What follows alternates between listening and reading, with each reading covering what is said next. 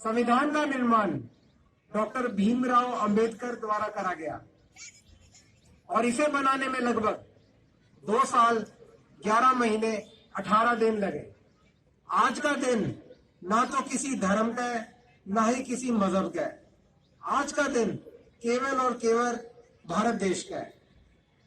ये उम्मीद की जाती है कि केवल शासन की जिम्मेदारी निभाने वाले लोग ही नहीं, बल्कि सभी नागरिक इन आदर्शों को दृढ़ता व निष्ठापूर्वक इसका पालन करें। महात्मा गांधी, बाल गंगाधर तिलक, लाला लाजपत राय ने स्वतंत्रता संग्राम को प्रेरित किया और हो सकता है उस समय उनकी परिकल्पनाएं अलग थी, परंतु न्याय, स्वतंत्रता, बंधुता की सोच ने हम सभी को एक सूत्र में पिरोने का काम किया।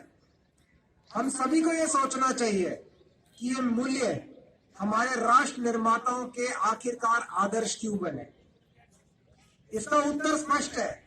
न्याय, स्वतंत्रता, समानता, बंधुता हमारे जीवन के शाश्वत सिद्धांत हैं। नई पीढ़ी का यह दायित्व है कि समय के अनुरूप इन मूल्यों को हम अपनी जिंदगी में उपयोगी बनाते रहें।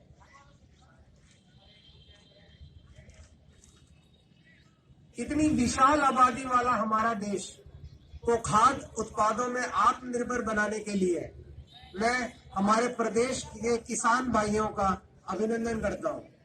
विपरीत प्राकृतिक परिस्थितियों, अनेक चुनौतियों और कोविड में आपदा के बावजूद हमारे किसानों ने कृषि उत्पादन में किसी प्रकार की कमी नहीं होने दी।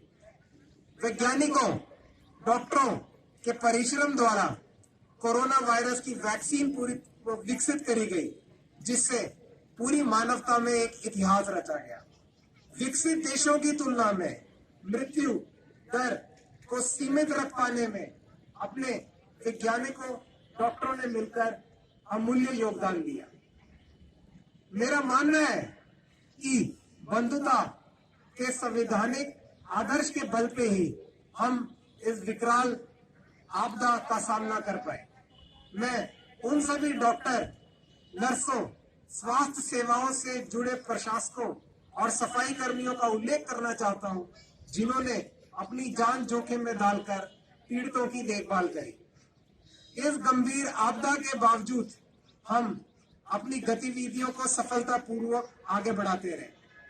इस महामारी के कारण युवा की शिक्षा का बाधित होने का खतरा हो गया था, लेकिन सरकार द्वारा नई टेक्नोलॉजी शीघ्रता से अपनाने से यह सुनिश्चित किया गया कि विद्यार्थियों की शिक्षा निरंतर चलती रहे।